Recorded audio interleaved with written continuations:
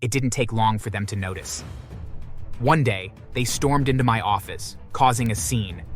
You ungrateful brat. After everything we did for you, this is how you repay us? How dare you cut us off? That old hag poisoned your mind, huh? You're our son, and we deserve our share. She's dead now. You can just sell everything off. We'll share the money equally and never see each other again. You're both so pathetic. Even if Grandma hadn't given me this instruction, I swear, I'd have still cut you both off. You deserve nothing from me. They cursed me, insulted me, and threatened me, but I refused to dance to their tunes. They had drained Grandma while she was alive. They wouldn't take a single cent from me now that she was gone. For 2 weeks straight, my parents harassed me. They showed up at my office, at my house, even at restaurants where I had meetings. Always screaming and demanding and threatening. And when they realized their tantrums weren't working, they took the next step. They sued me. I wasn't even surprised. The court summons arrived on my desk, stating that they were taking legal action against me for denying them their rightful inheritance.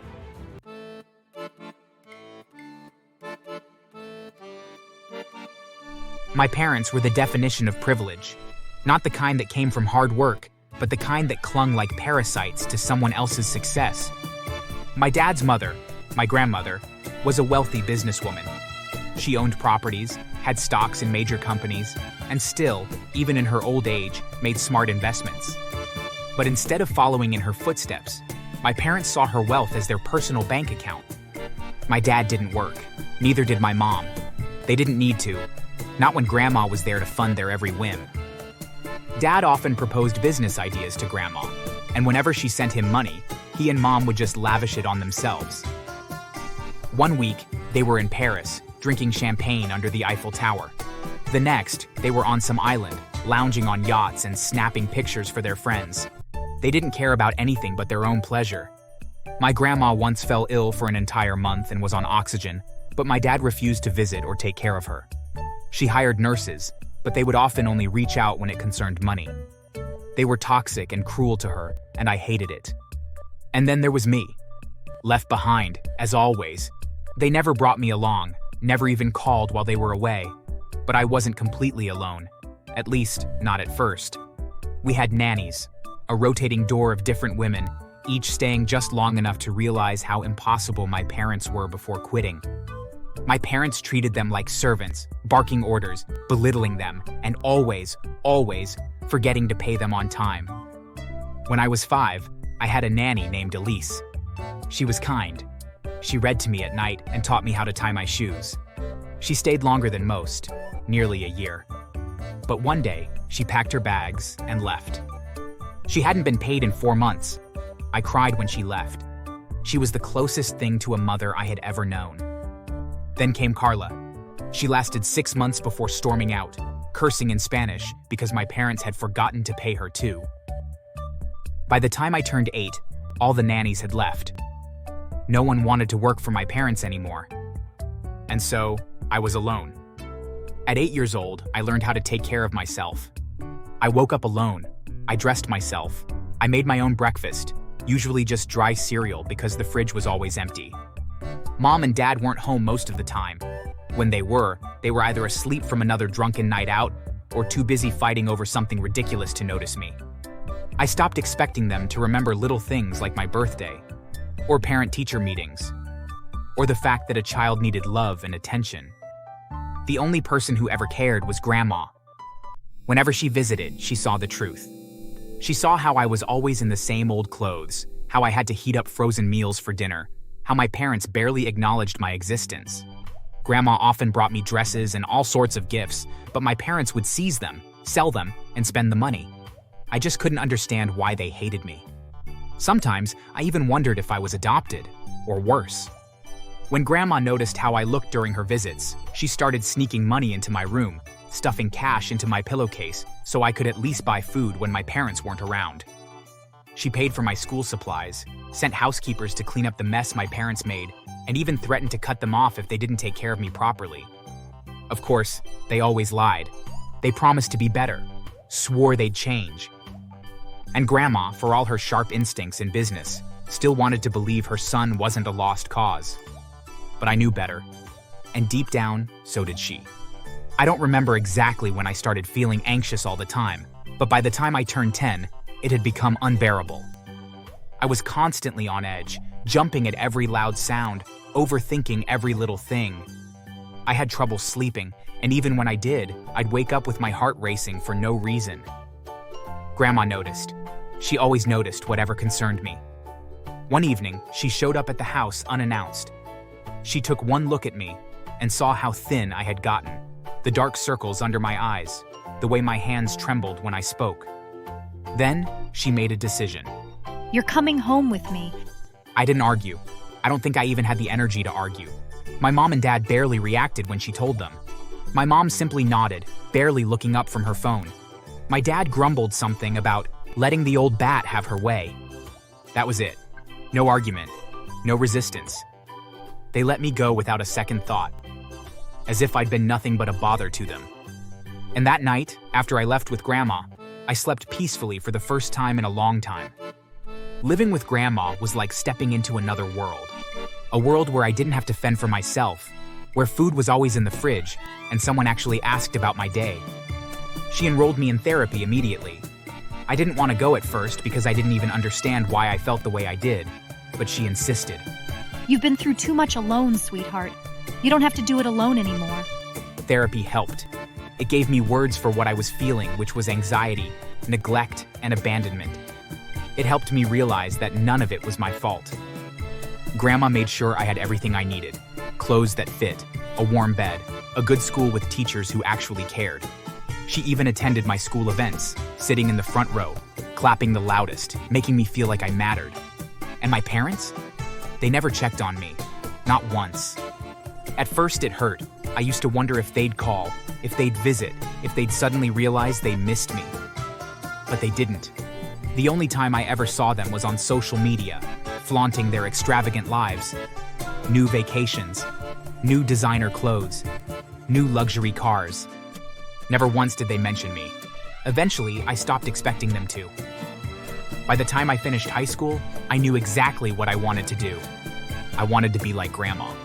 I didn't just want to live off her wealth, I wanted to help her manage it. I wanted to prove to her that she had made the right choice by taking me in. When I told her I wanted to go to business school, she teared up. I'm so proud of you, Andrew. I poured everything I had into business school.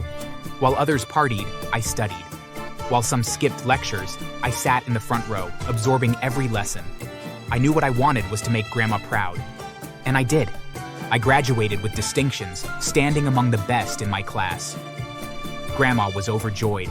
She cried when I received my final results, holding my face between her hands and kissing my forehead. I knew you'd do it.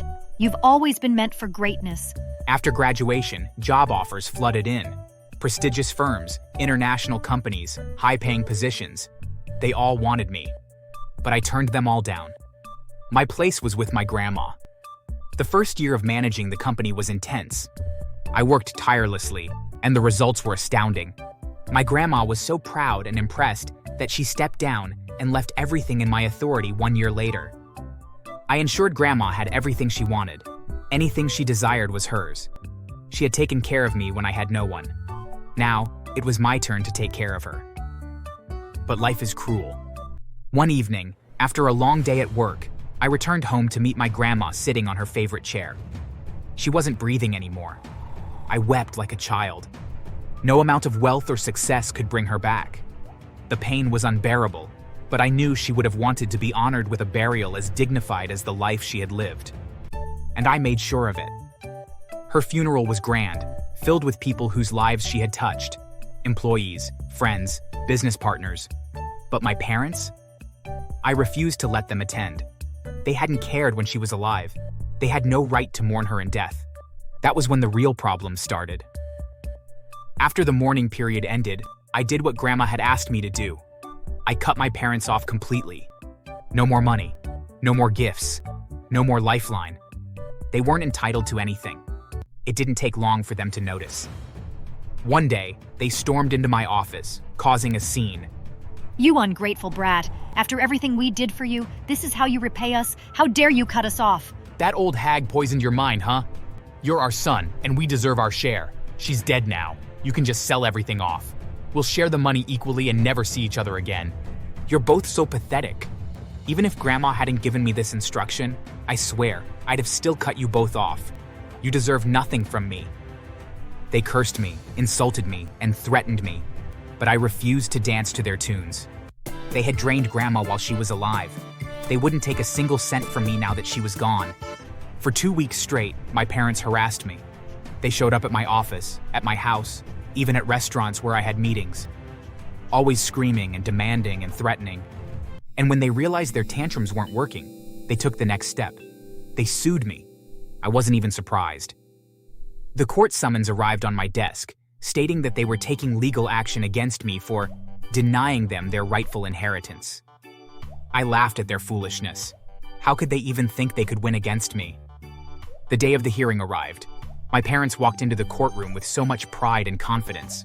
They stood before the judge, boldly presenting their so-called evidence, which was a will they claimed my grandmother had left behind, proving they were entitled to her fortune. Their first disgrace came immediately. The judge examined the document and within minutes determined it was a forgery. My parents' faces paled. They'd just committed a crime while trying to cheat. That was when I decided to end them completely. I submitted my own evidence. I'd hidden it since Grandma died. It was a legally recognized written will. She'd told her lawyer to only give it to me after she died. And then, to remove all doubts, I submitted a video recording of my grandmother, also given to me by the lawyer. In the video, Grandma repeated everything in her written will. I declare that everything I own belongs to my grandson Andrew. My son and his wife will receive nothing. The moment the video ended, I turned to my parents. Their smugness was gone and replaced by panic. They knew they had lost. The judge, looking at me, asked if I wished to grant them anything out of goodwill. I didn't hesitate to refuse. In fact, I want everything they own returned to me. The house, the cars, the money, everything. The judge approved it immediately, and my parents were sent to jail for 6 months for forging the document. I took the house, gave out the cars to those who needed them, and took out every single penny in their accounts, ensuring they'd have nothing to return to when they're out of jail. After that, I opened a charity foundation in my grandmother's name, using my parents' former house as the headquarters. A week after they were released from their 6-month jail term, they showed up at one of my houses. They were homeless, wearing mismatched outfits, looking so malnourished. They begged me for a place to stay. The streets are too cold, Andrew. We'll die out there. I pretended to think about it. I told them to wait. Then I went inside, grabbed a bucket of ice water and dumped it over their heads. They ran away, shivering and screaming and cursing. I laughed so much. A few days later, they returned. This time, they weren't asking for shelter, just water and food because they were starving. So, I obliged and handed them expired dog food. Dog food? How can you be so cruel? You give your starving parents expired dog food? You're the most evil person on earth. I laughed at them before I unleashed the dogs. They ran again, screaming at the top of their lungs. That was the last time they dared to approach me. After a few months, I called my parents and told them I had forgiven them and would help them financially, on one condition. They had to go on live television and confess how they had treated me. Of course, they were desperate and agreed. They went on live TV and confessed everything. The media turned against them, showering them with insults and outrage. The next day they contacted me, expecting the financial help I had promised. But when I answered the phone, I just laughed and said, "Do you have any paperwork or contract proving what we agreed on?" When they hesitated and said no, I simply replied, "Then I didn't promise you a dime." To worsen their situation, I contacted them anonymously, claiming they had won some money and needed to sign paperwork in Mexico. Since my dad loved money but hated working, he often played the lottery online, so he and my mom easily fell for it. They foolishly believed me, and I even booked them a one-way ticket there. When they landed, I stopped answering their emails and calls, leaving them stranded. Since they love vacations, I gave them one for free. I then filed a restraining order, just to ensure they never came near me again. They never did, because they were far away. Thanks for watching.